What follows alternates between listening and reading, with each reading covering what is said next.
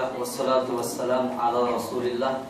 La haula wala quwwata illa billah. Asyhadu an la ilaha illallah wahdahu la syarika lah wa asyhadu anna Muhammadan abduhu wa rasuluhu alladzi la nabiyya ba'dah. Hadirin kaum muslimin yang semoga dirahmati oleh Allah tabaraka wa taala.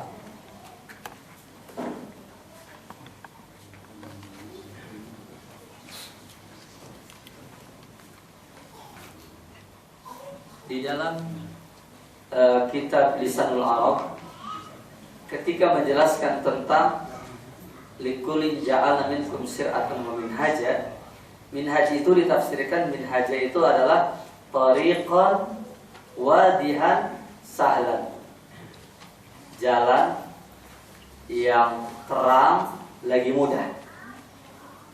Sehingga di dalam kitab Al-Muqtatar fi Uyuni Tafasir Karya Al-Mansuri rahimahullah, beliau menjelaskan bahwa yang dimaksud dengan minhaj itu, kata beliau, al-minhaj huwa at-tariqu al-wadihu as-sahlu fid din, yaitu jalan yang terang lagi mudah fid din, di dalam agama, di dalam beragama. Oleh karena itu, kesimpulan beliau bahwa siapa di antara kita yang ingin mendapatkan kebahagiaan abadi di akhirat nanti, ketika dia berpegang dengan agama Allah tabaraka wa ta'ala ini, maka dia mesti berpegang dengan manhaj ini. Kenapa? Karena seseorang tidak akan jelas, tidak akan terang, tidak akan gamblang, tidak akan mudah jalan dalam beragamanya kecuali dengan manhaj. Nah, pada kesempatan yang berbahagia ini, karena kita akan membahas kitab ini min usuli aqidati ahli sunnah wal jamaah, ta'lib ma'ali syekh Dr. Shalih bin Fauzan bin Abdullah Fauzan hafizahullah, maka kita mulai pembahasan ini dan semoga saja besar faedahnya untuk kita semua dari kitab yang sudah ada di tangan kita semua, yaitu yang isinya sekitar 46 halaman.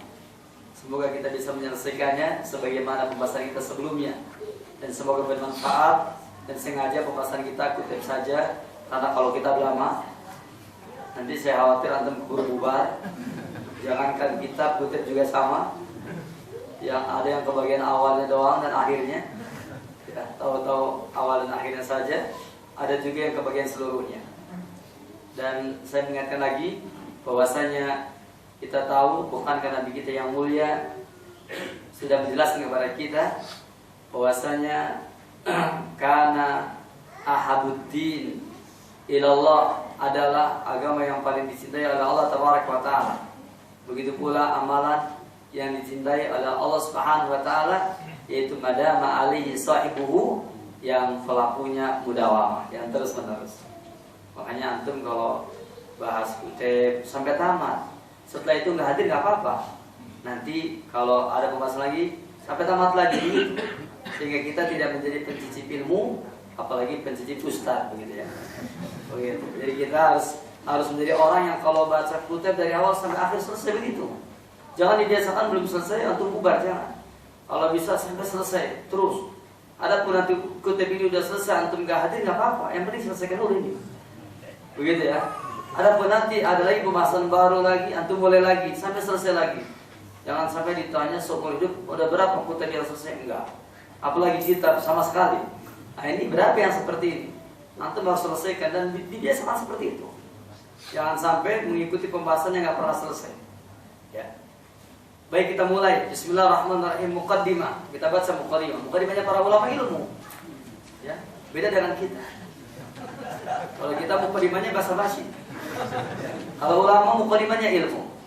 Muqaddimah di dalam kitab Muqaddimah fi Ushul Tafsir karya Syekh Ibnu Taimiyah, beliau mengatakan muqaddimah dibacanya muqaddimah atau muqaddamah boleh.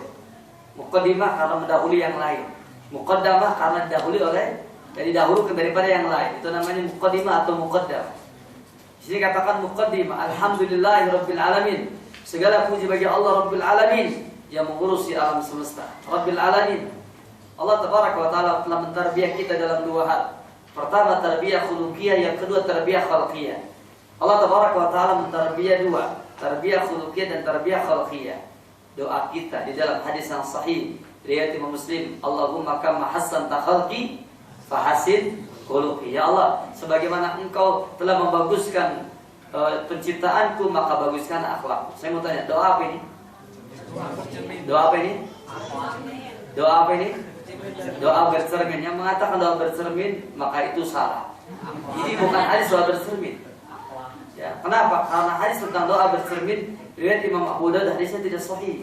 Sedangkan dalam Imam Muslim ini tidak terkait dengan doa bercermin, tetapi doa minta dibaguskan akhlak. Kalau saya tidak tanya, kayaknya terus-menerus begitu doa bercermin. Antum kalau doa bercermin, Allahumma kama hasantal khalqi fahasin khuluqi, di satu sisi mengatakan kepada orang lain jangan mengamalkan hadis dhaif, sementara dia juga sama. Ya. Allahumma kama hasantal khalqi fahasin khuluqi bukan doa untuk bercermin, tetapi doa untuk memperbaiki akhlak. Jadi ini bersifat umum. Kenapa? Karena dalam riwayat Imam Muslim tidak terkait dengan bercermin. Ada pun riwayat Imam Abu Dawud terkait dengan bercermin. Dan hadis ini tidak terkait dengan doa bercermin. Yang menjawab ibu-ibu, mungkin guru TK. Nah, biasanya guru TK begitu. Ya. Apalagi di Juklak dan Juknisnya begitu, di bukunya juga begitu. Terus diajarkan begitu. Nah, di sini dikatakan alhamdulillahirabbil alamin.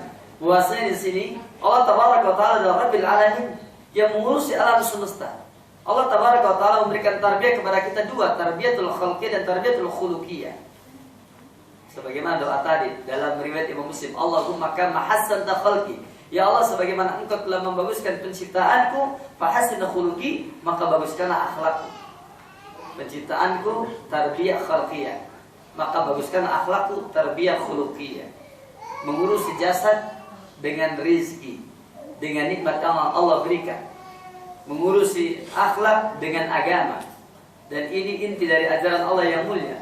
Al-yawma akmaltu lakum dinakum wa asmantu alaikum ni'mati wa raditu lakumul Islam madina. Yang pertama, disempurnakannya agama dalam rangka tarbiyah khuluqiyah. Yang kedua, dicukupkannya nikmat dalam rangka tarbiyah khalqiyah. Dan nikmat Allah tabaraka wa taala yang Allah berikan ada dua, ada nikmatun diniyah dan ada nikmatun dunyawiyah. Nikmatun dunyawiyah untuk mentarbiyah khalqiyah jasad kita. Nikmatun diniyah untuk mentarbiyah khuluqiyah. Berikutnya, hadana lil Islam, yang telah memberikan petunjuk kepada kami lil Islam untuk Islam, menunjuki kami kepada Islam.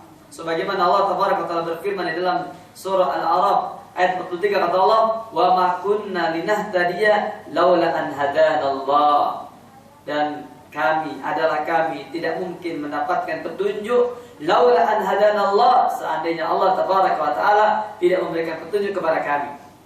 Pertanyaannya, siapa yang memberikan petunjuk? Allah. Bisakah Allah tabaraka wa taala memberikan petunjuk kepada kita kalau kita tidak berusaha? Bisa saja. Bisa saja. Kalau kita tidak berusaha dan Allah tidak memberikan petunjuk, bisa tidak? Bisa. Kita nggak berusaha, Allah nggak berikan petunjuk, bisa tidak? Bisa. Kita mencari petunjuk dan Allah memberikannya, itu merupakan kepastian. Dalam hadis kursi, fastahduni ahdikum. Mintalah petunjuk kepadaku, kata Allah tabaraka wa taala, ahdikum, pasti aku berikan petunjuk. Begitu. Ada yang bilang, saya sering minta petunjuk kok nggak dapat. Jawabnya mungkin niatnya palsu. Ya, jangan menyalahkan Allah, tapi hendaklah kembali kepada diri kita sendiri. Karena tidak mungkin. Ini janji Allah, fastahduni ahdikum. Fastahduni ahdikum. Mintalah petunjuk kepadaku, pasti aku kabulkan, pasti. Mana Allah pernah mengingkari janjinya? Innallaha la yukhliful mi'ad. Sesungguhnya Allah tabaraka wa taala tidak pernah mengingkari janjinya. Kalau kita mengingkari janji, pantas Allah tidak mungkin. Ya, tidak mungkin. Oleh karena itu, kalau kita meminta petunjuk kepada Allah, Allah pasti berikan petunjuk. Kalau kita nggak pernah dapat petunjuk, mungkin nggak pernah minta. Tetapi kalau kita nggak pernah mendapatnya, nggak pernah minta kepada Allah, diberi juga oleh Allah, itu kasih sayang Allah, rahmat dari Allah, karunia dari Allah, dan kita patut bersyukur kepada Allah tabaraka wa taala. Wa nas'aluhu subhanahu, dan kita semua memohon kepada Allah tabaraka wa taala an yusabbitana alaihi, supaya Allah tabaraka wa taala meneguhkan kita di atas petunjuk tersebut ilal wafat, sampai wafatnya kita. Sampai wafat. Dan kita meminta terus sampai wafat. Makanya kalau sholat ihdinas shiratal mustaqim terus sampai wafat. Sebelum meninggal kalau sholat baca itu. Kalau udah meninggal jangan baca. Ya, kalau udah meninggal. Kenapa? Karena tidak mungkin dia sholat. Ya kan? Makanya ketika berbicara tentang kaidah di dalam beribadah, maka dalam kitab Minhaj Ahlussunnah wal Jamaah fil aqidah wal amal diterangkan bahwasanya ya'budunallaha lillah wa ya'budunallaha fillah wa ya'budunallaha billah. Yakni mereka beribadah kepada Allah lillah karena Allah, ikhlas namanya. Dan ini adalah aplikasi dari asyhadu alla ilaha illallah. Kemudian yang keduanya, wa ya'budunallaha fillah, yakni ya'budunallaha fi syar'illah wa fi dinillah. Mereka beribadah kepada Allah dalam agama Allah dan dalam syariat Allah. Maka ini berkenaan dengan syahadat wa asyhadu anna Muhammadan Rasulullah. Kemudian yang ketiganya, wa ya'budunallaha billah, beribadah kepada Allah billah, yakni bisti'anatillah, dengan memohon pertolongan kepada Allah tabaraka wa taala. Caranya berdoa, Allahumma a'inni ala dzikrika wa syukrika wa husni ibadatika. Ini menunjukkan bahwasanya poin yang ketiga itu adalah berkenaan dengan istiqomahnya seseorang di dalam beribadah kepada Allah. Makanya kata Allah, wa'bud rabbaka hatta ya'tiyakal yaqin, beribadahlah engkau kepada Rabbmu sampai datang keyakinan, yakni al-maut, datangnya kematian. Berikutnya, kemudian kama qala ta'ala, sebagaimana Allah tabaraka wa taala berfirman, ya ayyuhalladzina amanu taqullaha haqqa tuqatih wa la tamutunna illa wa antum muslimun. Ya ayyuhalladzina amanu taqullaha, wahai orang-orang yang beriman, bertakwalah kepada Allah haqqa tuqatih, dengan sebenar-benarnya takwa. Wa la tamutunna illa wa antum muslimun, dan janganlah kalian mati kecuali kalian dalam keadaan muslim. Firman Allah Subhanahu wa taala yang mulia ini, maka di dalamnya menceritakan dua hal. Pertama, yakni kita diperintahkan supaya bertakwa kepada Allah dengan sebenar-benarnya. Berkenaan dengan firman Allah yang mulia ini di dalam surah At-Taghabun, yaitu surah yang ke-64, ayat yang ke-16, apa kata Allah tabaraka wa taala? Fattaqullaha mastata'tum. Bertakwalah kalian kepada Allah semampu kalian. Maka di sini dikatakan ittaqullaha haqqa tuqatih, maknanya adalah fattaqullaha mastata'tum. Bertakwalah kalian kepada Allah semampu kalian. Yang dimaksud bertakwa kepada Allah semampu kalian adalah dikatakan kata Rasulullah, ya, beliau mengatakan yaitu idza amartukum bi fa'tu minhum mastata'tum wa idza nahaytukum anhu fantahu. Apabila aku perintahkan kepada kalian kepada sesuatu, maka datangilah semampu kalian. Tetapi wa idza nahaytukum anhu fantahu, apabila aku larang, maka berhentilah.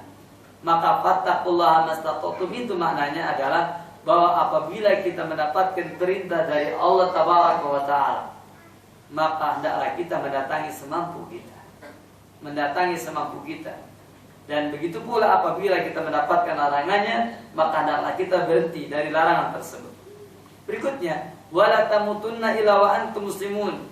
Seperti yang sering saya terangkan juga di dalam hadis yang sahih riwayat Imam Muslim, Nabi kita yang mulia bersabda, la yamutanna ahadukum illa wa huwa yuhsinu dzanna billah. Dikatakan bahwasanya janganlah salah seorang di antara kalian mati illa kecuali wa huwa yuhsinu dzanna billah, kecuali dia berbaik sangka kepada Allah. Kita wajib berbaik sangka kepada Allah. Pertanyaannya, apa buktinya kita berbaik sangka?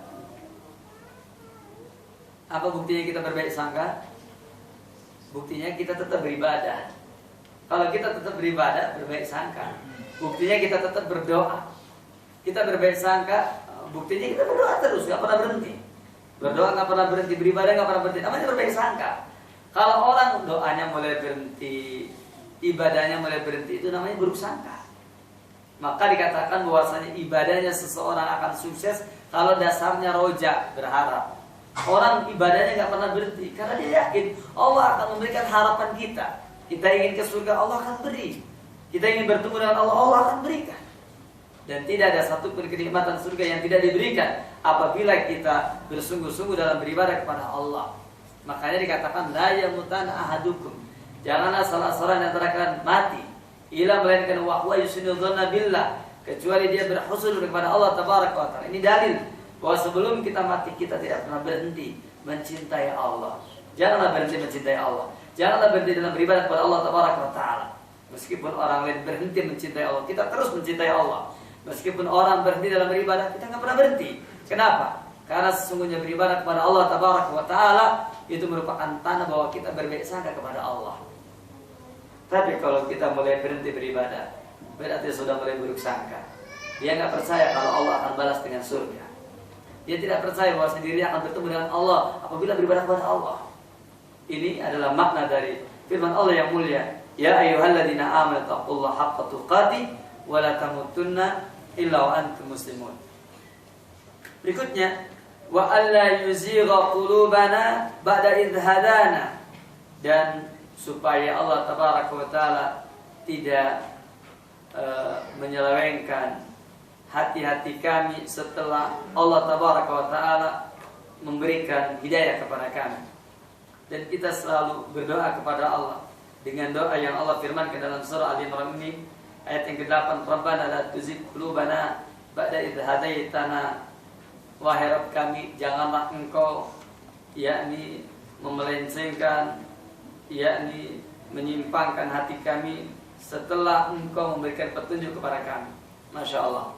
Sesuatu yang sangat menyedihkan adalah yaitu ad-dalalah ba'dal huda, kesesatan setelah mendapatkan petunjuk. Ya, setelah kita dapat petunjuk kita tersesat. Ini sesuatu yang sangat menyedihkan sekali. Apabila seseorang sudah dapat petunjuk kemudian tersesat. Timbul pertanyaan, apa di antara perkara yang menyebabkan seseorang tersesat? Di antaranya yang pernah saya sampaikan di dalam riwayat Imam Ahmad adalah yaitu dikatakan madalla qaumun ba'dal huda idza utu al-jadalah illa utu al-jadalah. Dikatakan tidaklah satu kaum dia akan mendapatkan dia tersesat setelah mendapatkan petunjuk melainkan diberikan kepandaian dengan berdebat. Maka saya ingatkan, jangan sering berdebat. Ya, apalagi masalah yang enggak penting. Ya, masalah somroe debat. Iya tina sampai naon ya. Berdebat ya kan.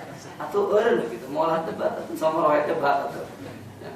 Jangankan masalah itu, masalah agama pun jangan berdebat. Jangan berdebat. Apalagi masalah dalam juga kita tuh. Ya, berdebat terlalu rendah. Dan orang berdebat akan timbul wahsyah, kerenggangan dengan orang lain. Jangan seperti itu. Kita tidak boleh berdebat kecuali kalau memang diperlukan orang itu ingin mendapatkan petunjuk dengan jalan kita. Silakan dia apa. Tapi kalau kita berdebat terus dan orang yang tersesat itu justru karena dia yakni diberikan kepandaian berdebat. Madalla qaumun ba'da hudan ila utu al-jadal. Mudah-mudahan orang-orang yang suka berdebat berhenti dari jalan debatnya. Kemudian yang kedua, bahwa lihatlah oleh kita bagaimana yang disampaikan oleh Abu Bakar Siddiq radhiyallahu anhu. Saya nukil keterangan ini dari kitab yaitu Manhajul Imam Malik fi Isbatil Aqidah. Ketika itu beliau menukil perkataan Abu Hurairah itu Abu Bakar radhiyallahu anhu. Kata beliau, "Idza marat alayya sunnah falam af'alha fasitu an azigo." Apabila aku dilewati oleh sunnah lalu aku tidak mengerjakannya, aku khawatir yakni fasitu an azigo, aku khawatir menjadi orang yang melenceng. Kata beliau, kalau sunnah itu lewat, aku bisa mengerjakannya, tapi ternyata aku tidak mengerjakannya, aku khawatir menjadi orang yang apa? Menjadi orang yang melenceng. Jadi artinya yang kedua, di antara asbab seseorang itu melenceng, karena apa? Karena orang tersebut adalah orang yang ketika ada peluang melakukan sunnah, dia cuek. Dia tidak mau melaksanakannya, padahal peluangnya ada. Umpamanya datang ke masjid, berpeluang untuk tahiyatul masjid, tahiyatul masjid. Jangan kemudian tinggalkan, jangan dibiasakan jadi orang menganggap remeh terhadap masalah tadi. Jangan. Kalau memungkinkan, laksanakan. Begitu. Jangan tahiyatul masjid sunahnya sunah. Menang tinggalkan, kan gitu. Menang tinggalkan. Ini penyakit masa lalu ini. Ya, ini pemahaman zaman feodal ini. Ya seperti itu. Kalau ada yang makruh menangnya. Betul makruh menang gitu. Begitu. Seperti itu dan terus berkembang seperti ini. Nah, ini jangan sampai terjadi. Karena apa? Karena sebagaimana kata Abu Bakar, kalau aku dilewati oleh sunnah, lalu aku mampu mengerjakannya tapi aku tidak mengerjakannya, itu Anda juga aku takut menjadi orang yang tersesat. Kemudian yang ketiganya, sudah jelas dilarang oleh Rasul, ditabrak juga. Sudah jelas dilarang, walaupun larangannya tidak haram umpamanya, makruh. Maka yang seperti itu jangan dilakukan. ditinggalkan oleh kita. Apalagi kalau larangannya haram, makruh pun ditinggalkan sepanjang mampu, kecuali kalau terpaksa. Terpaksa memang ya udahlah, terpaksa nih. Begitu ya. Kalau nggak terpaksa jangan. Walaupun memang yang makruh kalau kita memakannya tidak apa, tidak berdosa, tetapi ini perkara yang buruk. Oleh karena itu, di dalam hadis riwayat Imam Abu Dawud dari Imran bin Husain, beliau mengatakan, "Nasu anil kair," Rasulullah melarang dari al-kair, dari pengobatan dengan besi panas. Maka faktawaina, maka kami maksa berobat dengan sistem kair. Maka dikatakan, "Fama aflahna wa ma anjahna," maka kami tidak beruntung dan kami tidak sukses. Tidak beruntung dengan sebab menyalahi sunnah, tidak sukses, pengobatannya pun tidak menyembuhkan. Kenapa demikian? Karena perkara ini telah dilarang oleh Nabi kita Nabi Muhammad SAW.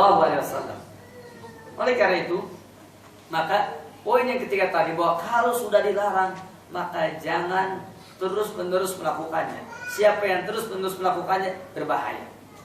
Kemudian yang ketiga, yang keempatnya, bahwasanya perkara yang menyebabkan kita ini yakni akan menjadi orang yang tersesat setelah mendapatkan petunjuk adalah yaitu kita yang tidak puas dengan petunjuk Nabi. Tidak puas. Umpamanya kalau kita safar, kan sholatnya qashar, ya kan? Sholatnya 2 rakaat. Tiba-tiba perasaan kita apa? Aduh, sholat duhur 2 rakaat orang mantap gitu. Begitu kan? Akhirnya apa? Udahlah saya sikut sholatnya 4 rakaat aja lah. Kenapa? Kurang mantap. Dan memang orang zaman sekarang begitu. Kalau masalah bid'ah biasanya mantap. Tapi kalau masalah sunnah kelihatannya hambar. Makanya kata para ulama, iqtisadun fis sunnah khairun min istihadin fil bid'ah. Kenapa dikatakan sederhana dalam sunnah lebih baik daripada bersungguh-sungguh dalam bid'ah? Itu menunjukkan bahwa biasanya kalau masalah bid'ah itu sungguh-sungguh biasanya. Tapi kalau masalah apa? Masalah sunnah biasanya terkesan biasa saja. Sampai pernah satu waktu ceritanya ada orang sholat antara adzan dan qomat lagi pada sholat sunnah. Terus kemudian dia juga ada yang berzikir, ada yang baca Quran dengan pelan gitu kan ya. Kalau baca Quran jangan keras-keras, dengan pelan begitu. Antara adzan dan qomat. Terus kemudian yang lainnya sedang sholat, ada yang sedang berdoa. Tiba-tiba ada yang datang. Masya Allah, masjid ini sepi sekali. Bilangnya begitu, masjid ini sepi sekali. Kenapa? Karena tidak ada irama nyanyian, tidak ada senandung. Kata dia itu, ini katanya orang ini nggak ngerti, ini syiar yang ambil ya. Maka dia nyanyi. Lihat oleh kita, betapa pedenya dia. Bahwasanya ini merupakan sesuatu yang mantap. Dan kalau tidak bernyanyi tidak afdol. Makanya dia bernyanyi. Kenapa? Karena dalam anggapannya seperti tadi. Nah, kita kalau pengen tidak tersesat, kita jangan punya anggapan seperti ini. Dan sikap seperti ini tidak puas dengan sunnah Nabi yang mulia akan menyebabkan seseorang yakni tersesat setelah mendapatkan petunjuk. Oleh karena itu, maka tentu saja kita berdoa kepada Allah Tabaraka wa Ta'ala, Rabbana la tuzigh qulubana ba'da idh hadaitana wa hab lana min ladunka rahmah innaka antal wahhab.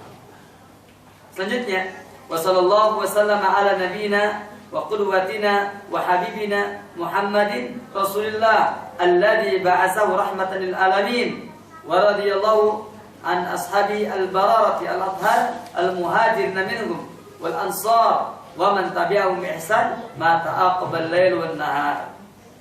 Ini adalah muqaddimah yang disampaikan oleh Syekh Shalih bin Fauzan bin Abdullah Fauzan.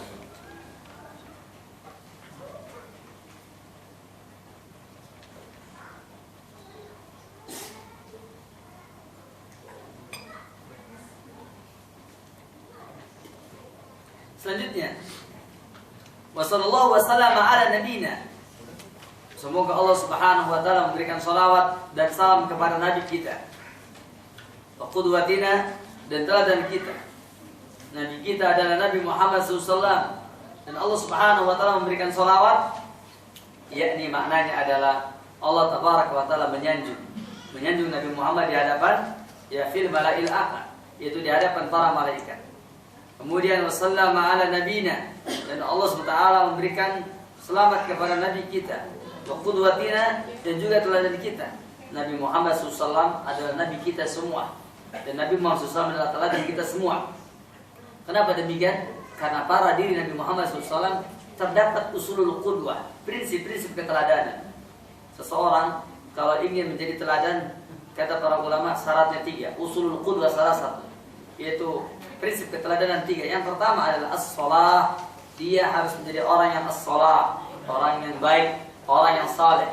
Yang kedua, husnul khuluq, akhlaknya baik. Yang ketiga, muwafaqatul qaul al-amal, yaitu perkataannya sama dengan amalannya. Perkataannya sesuai dengan amalannya. Itu baru menjadi teladan. Siapa di antara kita yang tidak memiliki 3 perkara ini tidak akan bisa jadi teladan. Yang pertama as-shalah, yang kedua husnul khuluq, yang ketiga adalah muwafaqatul qaul al-amal. Mohon maaf, guru TK pengen jadi teladan anak didiknya, itu nggak bakal bisa kalau tidak as-shalah. Kalau tidak soleha tidak akan bisa. Nah sekarang guru TK banyak yang tidak suka ngaji, nggak bakal bisa jadi soleh, tidak akan bisa jadi soleha. Kata Syekh Muhammad bin Shalih Al-Utsaimin, la tasluhu imra'atun illa bil ilmi syar'i. Wanita itu tidak akan pernah jadi soleha selamanya. Selama jadi wanita, dia tidak akan bisa jadi soleha illa bil ilmi syar'i, kecuali dengan apa? Dengan ilmu syar'i. Kalau pengen jadi soleh dan ilmu syar'i. Begitu pula kita, yaitu kaum pria, juga tidak akan bisa menjadi soleh kecuali dengan apa? Dengan ilmu syar'i. Nabi Muhammad SAW dididik langsung oleh Allah Tabaraka wa Ta'ala. Nabi Muhammad SAW mendapatkan wahyu, makanya soleh. Yang keduanya, selain as-shalah apa? Husnul khuluq, akhlaknya baik. Husnul khuluq, akhlaknya baik. Yang ketiganya, yaitu muwafaqatul qaul al-amal, perkataannya sesuai dengan amalannya. Nah, Nabi Muhammad dikatakan wa qudwatina, dan teladan kita, karena pada diri Nabi Muhammad ada 3 usul qudwah, dan itu merupakan prinsip dari seseorang yang menjadi teladan. Kemudian wa habibina, dan juga habibina, yakni kekasih kami. Kemudian Muhammadin Rasulullah SAW, yaitu Nabi Muhammad SAW, alladzi ba'atsahu, yang Allah Tabaraka wa Ta'ala telah mengutus Nabi Muhammad SAW rahmatan lil alamin, sebagai rahmat untuk semesta alam. Wa radhiyallahu an ashabihi al-barar al-athhar, dan semoga Allah Tabaraka wa Ta'ala meridhoi, yaitu dari para sahabat yang berbakti, yang al-athhar, yang suci, al-muhajirin, yang berhijrah minhum, dari mereka, wal ansar, dan juga dari kalangan ansar. Sesungguhnya para sahabat Nabi yang mulia, yakni apakah dari kalangan muhajirin atau ansar, dan mereka adalah orang-orang yang berbakti, dan mereka adalah orang-orang yang telah disucikan oleh Allah Tabaraka wa Ta'ala, dan Allah Tabaraka wa Ta'ala telah meridhai mereka semua.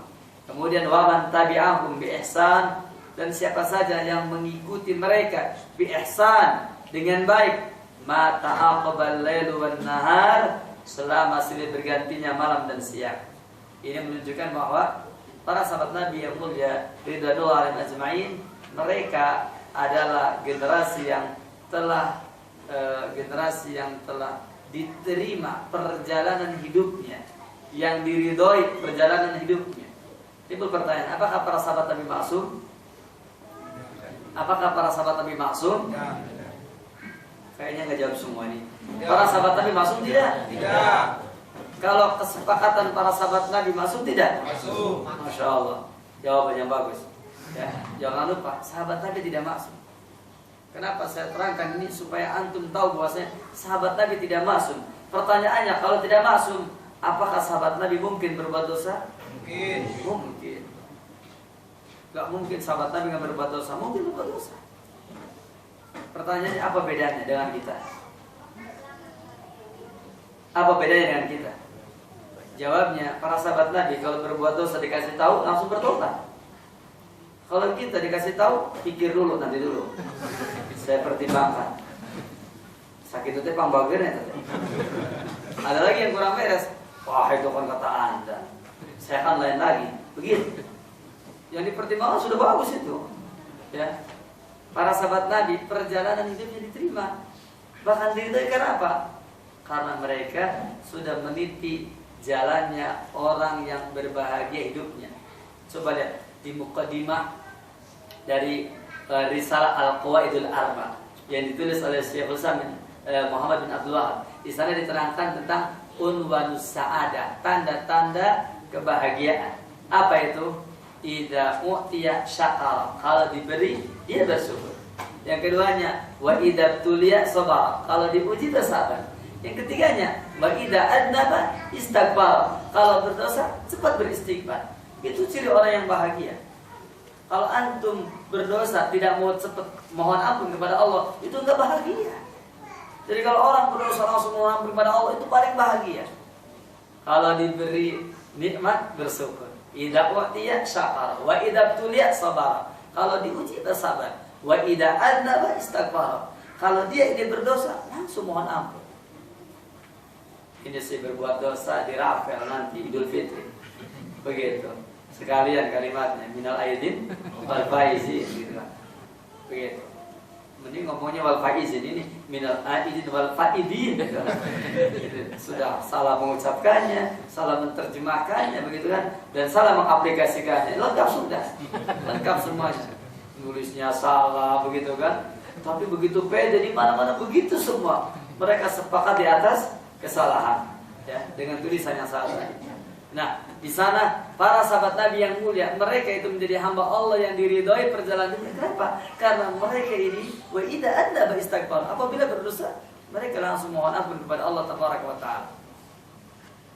Nah, setelah itu kemudian kata sesudah Fauzan ba'du, dan setelah semua itu, yakni setelah menerangkan tadi, menyampaikan mukadimah tadi, maka masuklah fahadhihi kalimatun mukhtasaratun, maka ini adalah perkataan-perkataan yang ringkas fi bayani aqidati ahli sunnah wal jamaah, di dalam menjelaskan akidah ahli sunnah wal jamaah. Ini yang akan diterangkan ringkas tentang akidah ahli sunnah wal jamaah, tidak berpanjang-panjang tapi ringkas, insyaallah memadai. Kemudian da'a ila kitabatiha, yang memotivasi untuk menulis tentang akidah Ahlussunnah wal Jamaah ini apa? Ma ta'isul ummatul islamiyatu al-yawma min taqarrubin wa ikhtilafin, yakni da'a ila kitabatiha, yang menjadi motivasi untuk menulis yaitu akidah Ahlussunnah wal Jamaah ini adalah ma ta'isuhu al-ummatul islamiyah, yaitu umat Islam al-yawma pada hari ini, ta'isu yang hidupnya dia min taqarrubin wa ikhtilaf, dalam keadaan tafarruq dan ikhtilaf. Jadi beliau mengapa menulis kitab ini masalahnya. Timbulnya tafarruq, berpecah belah, masalah akidah. Timbulnya ikhtilaf, masalah akidah, bukan masalah fikih. Bukan. Keliru kalau orang mengatakan bahwasanya penyebabnya adalah masalah fikih. Tidak. Kita masalah fikih dari dulu udah memang beda kok. Kalau antum nggak percaya, so perhatikan. Mereka yang mengaku bermadzhab Syafi'i, ya kan? Coba, mereka yang mengaku bermadzhab Syafi'i itu, apakah fikih mereka sama? Enggak. Mereka nggak sama. Antum melihat satu masjid dengan masjid yang lain beda, wiridan aja macam-macam mereka. Tapi mereka memang saling memaklumi karena mereka sama-sama melakukan bid'ah begitu. Ya, mereka saling memaklumi. Ya kan? Kenapa? Karena mereka sudah sama-sama paham. Kita kan sama-sama melakukan itu. Yang penting yang ini nih, yang prinsipnya kan begitu. Nah, perhatikan oleh kita. Adapun bahwasanya yang paling penting masalah akidah. Kalau sudah beda masalah akidahnya sudah. Ini masalahnya, dan ini yang menyebabkan kenapa timbulnya perpecahan di antara kita. Kenapa timbulnya pertentangan di antara kita? Karena masalah itu. Yaitu masalah apa? Masalah akidah. Oleh karena itu, kata saya Shalih Fauzan bahwasanya da'a ila kitabatiha ma ta'isuhu al-ummatul islamiyah al-yawma min tafarruqin wa ikhtilaf. Asbabnya mengapa kemudian ini ditulis, karena ini. Yakni karena umat Islam pada hari ini mereka berada dalam keadaan tafarruq dan ikhtilaf. Kemudian yatamassalani fi kasratil firaqil mu'assirah, yang mana dengan tafarruq dan ikhtilaf ini yatamassalani, yakni menjadi contoh, ya, menjadi model, sampel fi kasratil firaqil mu'assirah, yaitu timbulnya banyak firqah-firqah di zaman sekarang ini, wal jama'atil mukhtalifati, dan juga jamaah-jamaah yang bermacam-macam. Karena tafarruq dan ikhtilaf. Kenapa timbulnya firaq al-mu'assirah? Kenapa timbulnya jamaah al-mukhtalifah? Karena adanya tafarruq dan ikhtilaf. Akidahnya berbeda-beda, masya Allah, bermacam-macam. Andai kata kita hitung, kayaknya entah sudah berapa kelompok-kelompok ini ada. Terus berkembang, berpecah lagi. Jadi kelompok yang sesat berpecah menjadi beberapa sektor, sangat banyak sekali. Dan ini terjadi di kalangan kita kaum muslimin. Oleh karena itu, andai kata seseorang belajar agama kita ini, ternyata mereka tidak memiliki manhaj yang jelas, ketahuilah mereka akan sangat kebingungan. Sampai seorang mu'alaf pun yang baru saja masuk Islam, dia bingung. Begitu masuk dari luar melihat Islam menarik, begitu masuk bingung. Waduh, ini Islam yang mana ini saya? Pilih yang mana ya? Akhirnya di antara mereka apa katanya? Udahlah, pilih yang terkenal aja, yang terkenal, yang suka di televisi itu tuh, lihat televisi kan, ada ustad itu. Nah ini aja nih, kayaknya sudah, ini aja yang terkenal. Masuk, begitu udah masuk, dalam perjalanannya gundah. Dan tidak ada seorang pun yang tidak di atas sunnah atau menyalahi sunnah atau tidak di atas manhaj salaf, niscaya dia pernah gundah gulana dengan paham yang dia pegang. Saya ulangi, tidak ada seorang pun yang dia tidak di atas sunnah, tidak di atas manhaj salaf, itu mengaku atau tidak, niscaya dia pernah gundah. Sampai dia tanya-tanya, ini benar nggak? Omong benar tidak ini agama saya? Ya. Jangan-jangan nggak benar ini agama saya. Oleh karena itu maka sungguh sesuatu yang patut kita syukuri ketika kita berada di atas manhaj yang benar. Karena apa? Karena kita tidak akan gundah gulana tentang agama yang kita pegang ini. Sebagaimana yang kita ketahui dialog yang dulu saya terangkan antara Hiraqlah dengan Abu Sufyan. Apa kata Hiraqlah? Bahwasanya apakah ada di antara yakni penganutnya ajaran Muhammad itu yang dia meninggalkan karena benci kepada ajarannya? Kata Abu Sufyan, tidak ada. Kata dia, demikianlah iman. Kalau sudah sampai kepada manisnya dan dia akan mengakar pada dirinya, maka dia yakni semakin kokoh. Jadi seseorang yang beragamanya dengan benar semakin mendalam, semakin kokoh, bukan semakin goncang. Apabila semakin mendalam, semakin goncang, berarti ada kesalahan di dalam cara beragamanya. Saya ulangi, dalam cara beragamanya. Apabila seseorang yakni benar cara beragamanya, dia tidak akan goncang. Apabila seseorang keliru dalam cara beragamanya, dia akan goncang. Selanjutnya, kullun yad'u ila nihlatihi. Masing-masing dari firqah tersebut yad'u ila nihlatihi, menyeru kepada sektornya. Wa yuzakki jama'atahu, dan dia mentazkiyah jamaahnya, kelompoknya. Dia yakni menyeru kepada sektornya, kepada madhabnya, kepada paham yang dia pegang, bukan kepada ilmu. Perhatikan, dakwah salafiyah berbeda dengan yang lain. Kenapa? Karena kita mendakwakan ilmu dan mendakwakan amal. Itu yang kita tampakkan dalam dakwah ini. Hubungan kita adalah hubungan antara seorang guru dengan muridnya, hubungan antara yang memberikan ilmu dengan yang menerima ilmu. Ini yang kita ketahui tentang hubungan di antara kita. Kenapa? Karena sesungguhnya kita diikat dengan satu hal, bahwa kita sebagai penuntut ilmu. Dan dengan menuntut ilmu, ketahuilah sesungguhnya umat ini akan kembali kepada kebaikan. Apabila tidak mau menuntut ilmu, maka umat ini akan kembali kepada zaman kesuraman seperti yang pernah terjadi di beberapa waktu yang lalu. Oleh karena itulah, maka jangan pernah bosan dalam menuntut ilmu. Biarkan orang lain bosan, tapi kita tidak bosan. Biarkan orang lain yang meninggalkan disebut, tapi kita tetap akan berdiri tegak dan juga akan duduk, ya, yaitu di majelis ilmu. Kenapa demikian? Karena sesungguhnya perkara ini adalah perkara yang sangat penting di dalam perjalanan hidup kita. Berikutnya, wa yuzakki jama'atahu, dan dia membersihkan jamaahnya. Lihat tadi kita memuji-muji terus jamaahnya. Bahkan kalaupun ada orang yang salah, tapi kalau dia masih barisan jamaahnya, dibela. Jangankan ulama mereka yang salahnya, termasuk ustami mereka, anggotanya mereka salah, tetap dibela. Kenapa? Ya goreng-goreng ke batu urang. Ini suatu pemahaman yang salah. Kenapa? Karena Rasulullah SAW, para sahabatnya tidak demikian. Ketika melihat sahabat Nabi yang lain keliru, diingatkan. Ketika melihat sahabat Nabi yang lain salah, diingatkan. Tidak pernah dibiarkan. Dan tetap yang salah dikatakan itu salah, dan yang benar dikatakan benar. Berikutnya, hatta asbahal muslimul jahilu fi hayratin min amrihi man yattabi'u. Sampai-sampai seorang muslim yang bodoh dia menjadi bingung ya tentang urusannya. Man yattabi'u, siapa yang harus dia ikuti.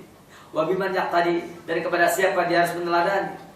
Wa asbahal kafir, bahkan orang kafir pun jadilah alladzi yuridu an yuslima, yang akan masuk Islam la yadri, dia tidak tahu ma huwa al-islamus sahih, apakah gerangan Islam yang sahih, alladzi qara'a, yang sudah dia baca, wa sami'a anhu, dan yang dia sudah mendengarnya, yakni al-Islam alladzi hada ilaihi al-Qur'an wa sunnatun Nabi sallallahu alaihi wasallam.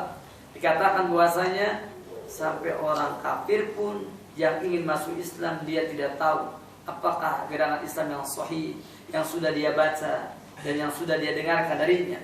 Islam yang mana Al-Quran telah memberikan petunjuk kepadanya dan juga sunnah Nabi yang mulia, yakni al-Islam alladzi masalatu hayatus sahabatil kiram, yaitu Islam yang telah dicontohkan oleh kehidupan para sahabat Nabi yang mulia.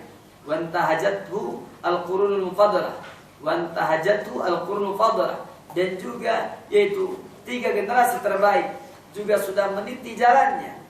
Fa inna ma yaral Islam al-ghalib biduni musamman, dan hanyalah dia melihat Islam pada umumnya dengan tanpa nama, kama qala ahadul mustasrikin, sebagaimana yang telah dikatakan oleh salah seorang dari orientalis barat yang mengatakan al-Islam mahjub. Yang namanya Islam itu adalah mahjub, sesuatu yang terhalangi, yakni al-muntasibina ilaihi, yang menyandarkan kepada Islam biduni tisofin, dengan tanpa penerangan bihakikati, tentang hakikatnya. Islam kalau nggak diterangkan mahjub, ya supaya tidak mahjub diterangkan. Islam kalau tidak jelaskan mahjub. Contoh lah, kita ambil contoh yang gampang ya. Saya mau tanya, kalau kita bahas satu kata aja dalam Islam, apa itu? Yang paling masyhur lah, takwa. Takwa.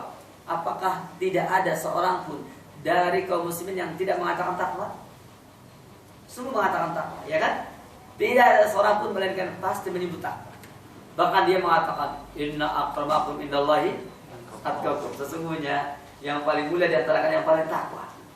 Begitu pula mereka mengatakan bahwasanya wasayujannabu hal atqa, dan akan dijauhkan dari neraka ini al-atqa, orang yang paling takwa. Bahkan mereka mengatakan uiddat lil muttaqin, surga ini disediakan untuk orang-orang yang bertakwa. Tapi ketika ditanya apa itu yang disebut dengan takwa, paling banter dia menyebutkan dengan definisi pada umumnya. Apa itu? Yang namanya takwa itu adalah mengerjakan semua perintah Allah dan menjauhi larangannya. Kan begitu? Betul tidak begitu? Dari mulai yang ahlus sunnah sampai ahlul bidah itu ngomongnya. Iya kan? Coba-coba apa pengertian takwa? Dikatakan mengerjakan semua perintah Allah dan menjauhi larangannya. Tapi ketika dia bilang apa? Biar aja ibadah ini, walaupun gak ada perintahnya, yang penting ibadah. Tuh kan, katanya takwa, mengerjakan semua perintah Allah. Kalau dia mengatakan biar aja ibadah ini, walaupun gak ada perintahnya, yang penting ibadah, berarti dia lupa dengan pengertian takwa yang pernah dia isi dulu ketika ujian di SD, ketika dia dulu ujian di SMP, ketika dia dulu ujian di SMA. Lupa dia, padahal berulang-ulang oleh ibu gurunya, oleh bapak gurunya, ya, dan termasuk kita semua dari dulu, dan kita mengenal itu. Tapi herannya apa? Ternyata ketika disodorkan dalil begini caranya, udah, saya mah nggak butuh dalil, pokoknya ini aja, nggak ada dalil juga nggak apa-apa, nggak ada perintahnya nggak apa-apa, yang penting ibadah, titik.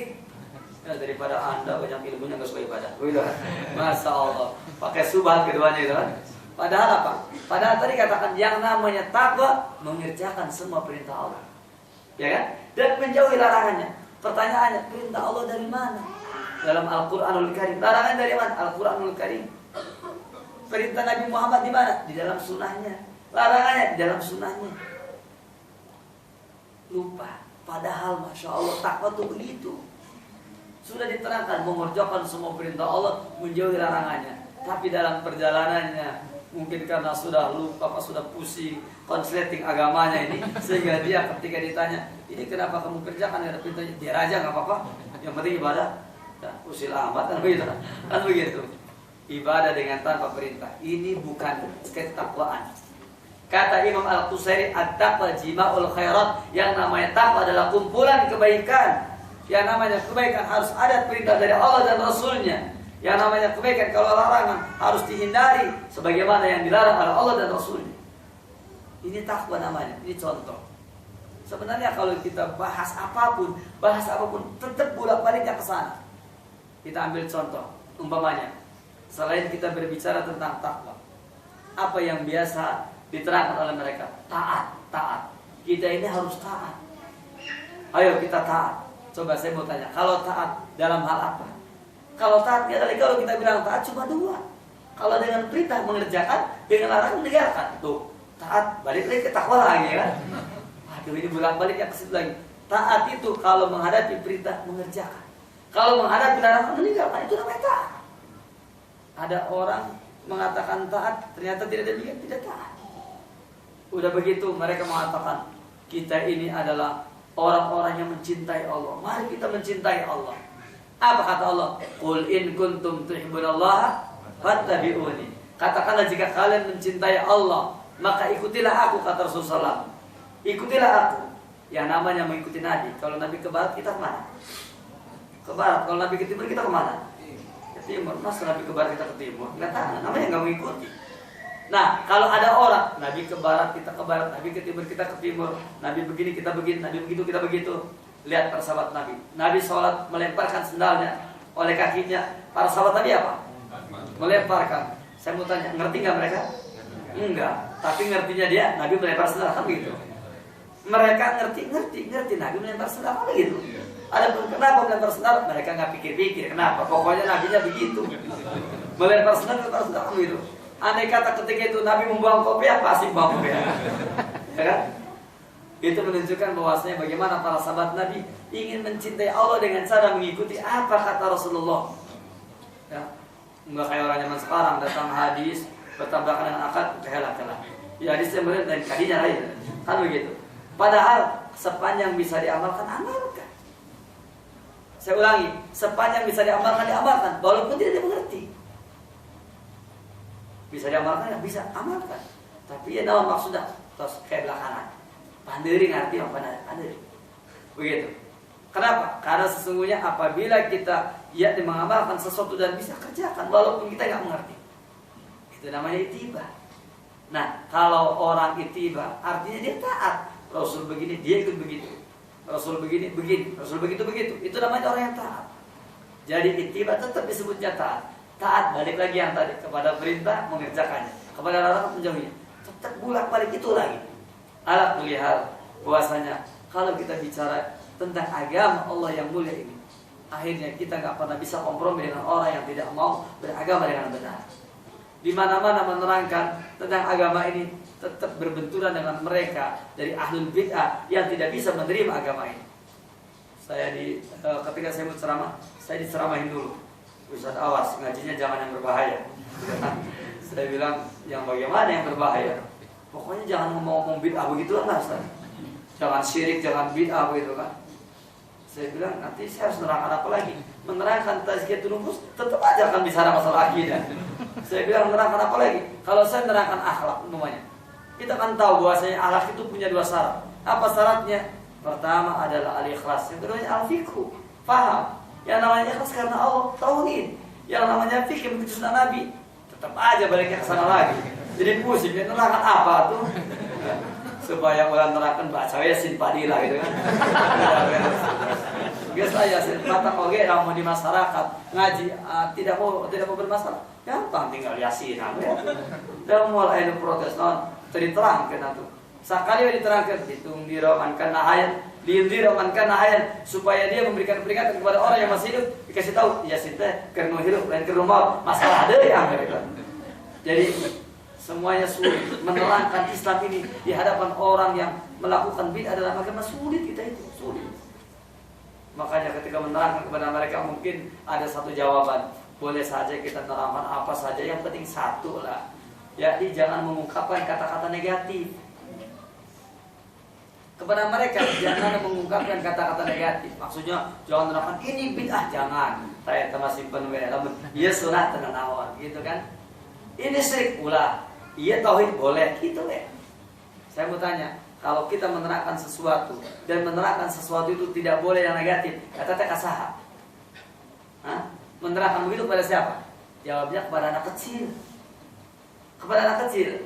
Coba perhatikan ketika ada seorang anak kecil dia makan pakai tangan kiri. Apa kata Rasul? Kul biyaminik wa kul mimma yalik. Yakni makanlah kamu dengan tangan kanan dan makanlah kamu yang dekat. Tidak mengatakan jangan makan tangan kiri. Kan tidak begitu. Tapi langsung kul biyaminik wa kul mimma yalik.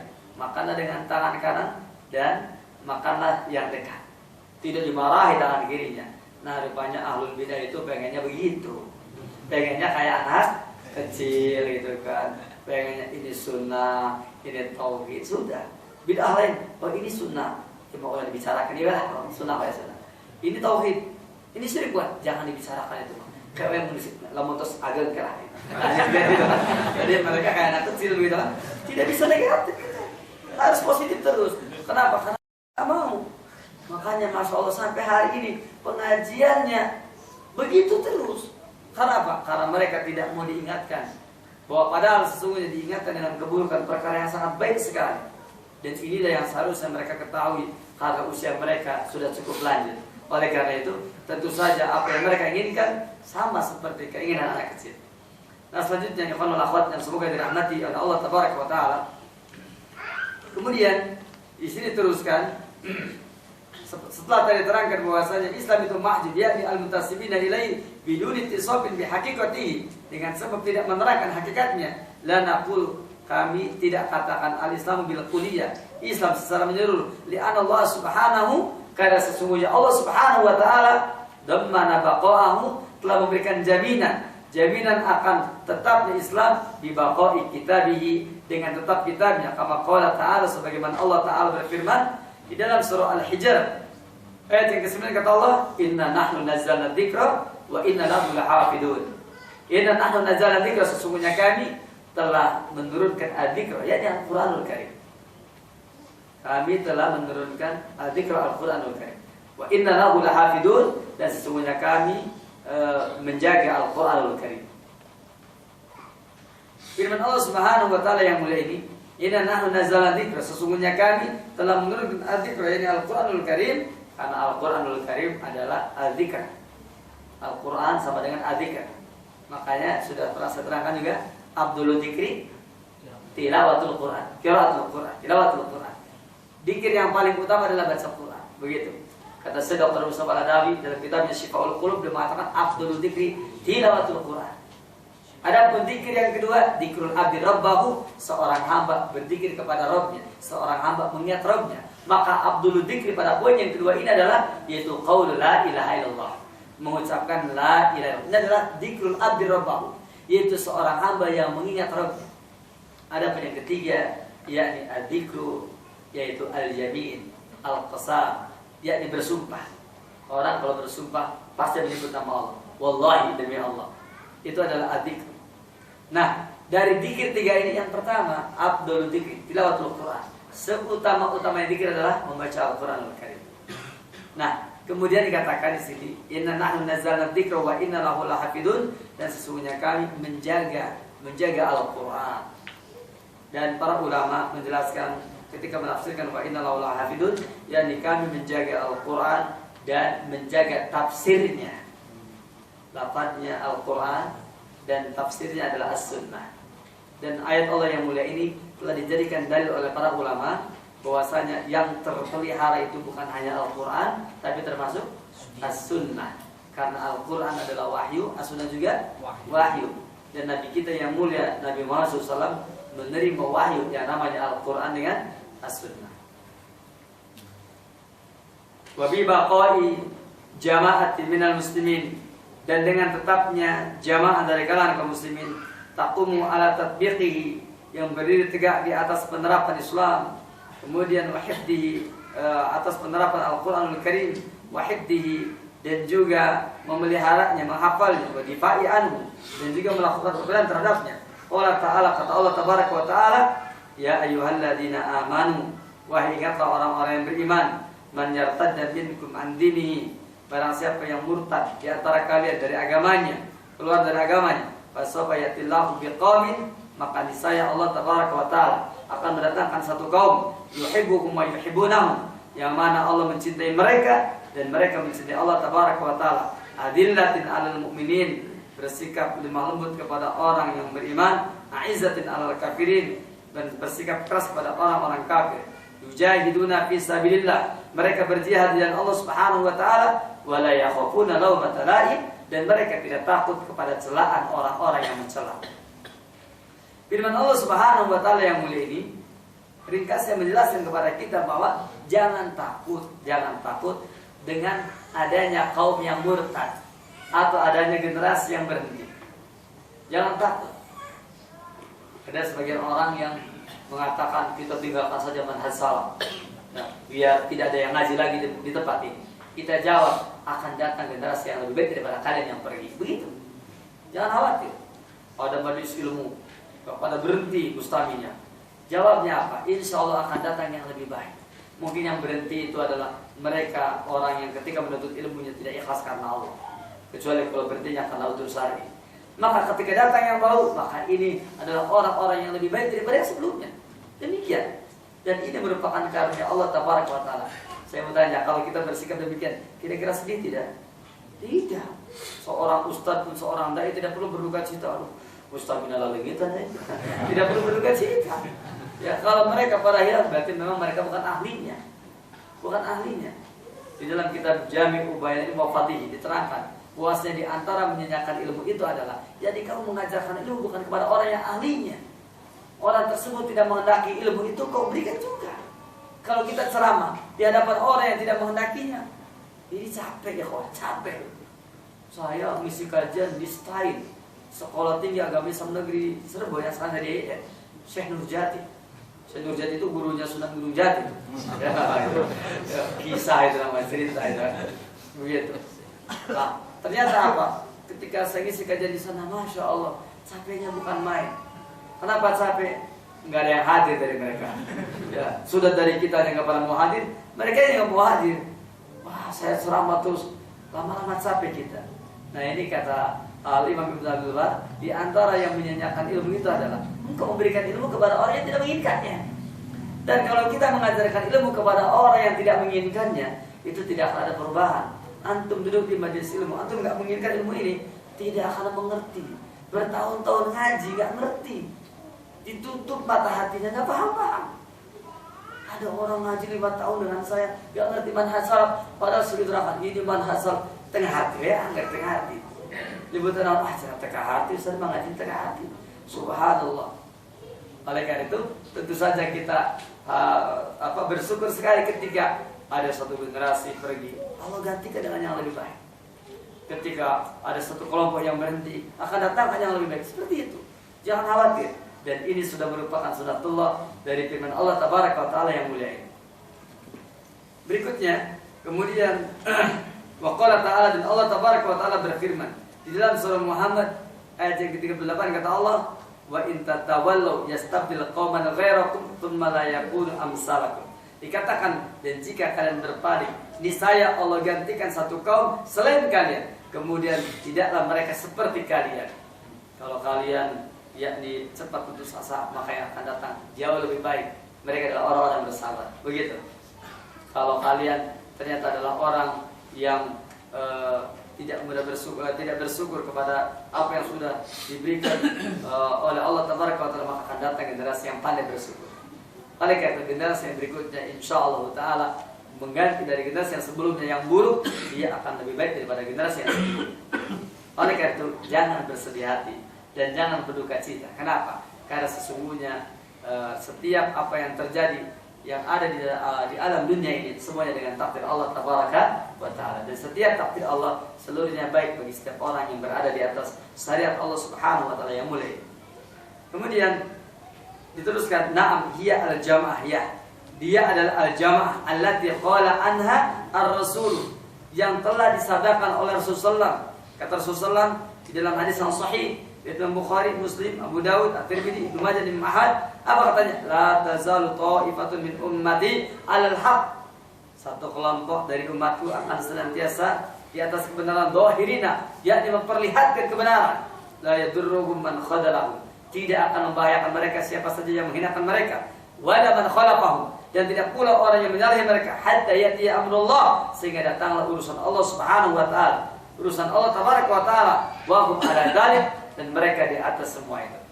Ketahuilah bahwasanya yang namanya Taifah Mansurah, Taifah Mansurah, golongan yang ditolong ini akan terus ada sampai akhir zaman, sampai kepada jihad kita yang terakhir, yaitu berjihad bersama dengan Imam Mahdi nanti menghadapi Dajjal.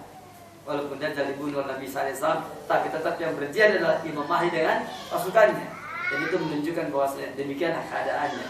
Sesungguhnya setiap kita yakni akan mengetahui bahwa kelompok atau Taifah Mansurah atau Firqah Najiyah, golongan yang selamat ini akan ada sepanjang zaman, dan mereka akan terus menyeru ke dakwah ini.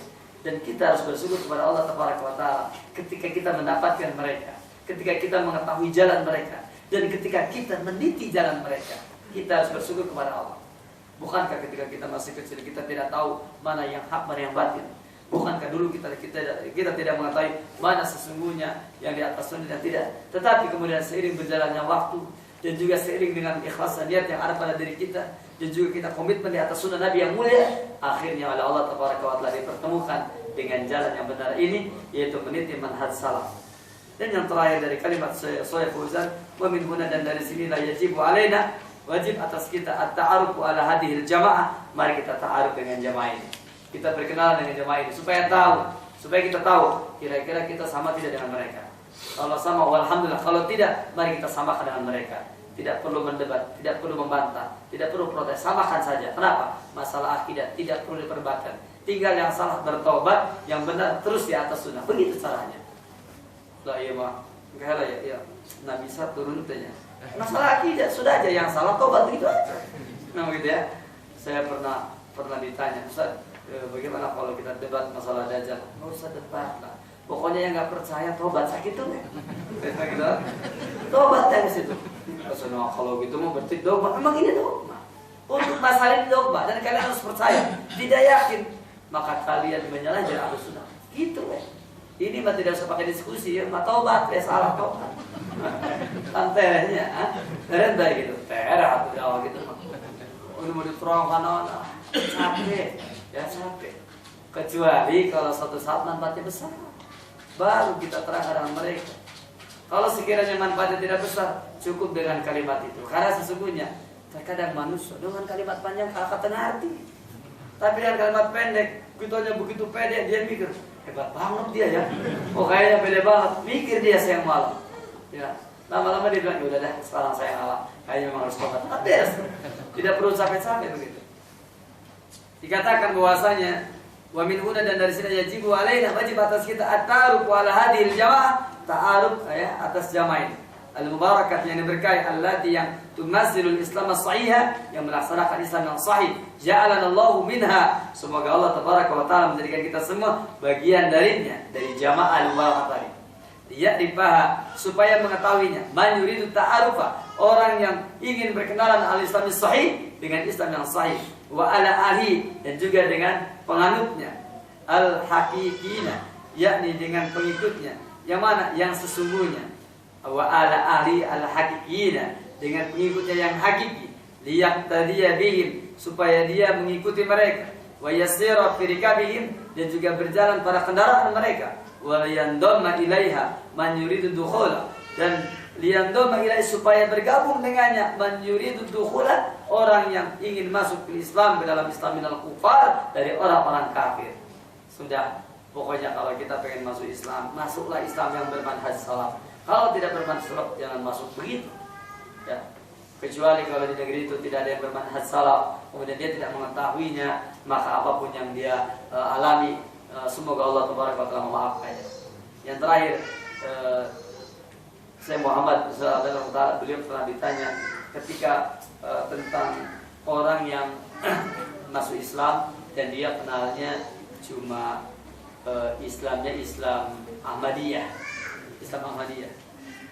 Syekh Al-Albani pernah ditanya, Syekh, kalau ada orang dia asalnya kafir masuk Islam Ahmadiyah, ini bagaimana Syekh? Ya seperti di Amerika kan, yang banyak Ahmadiyah.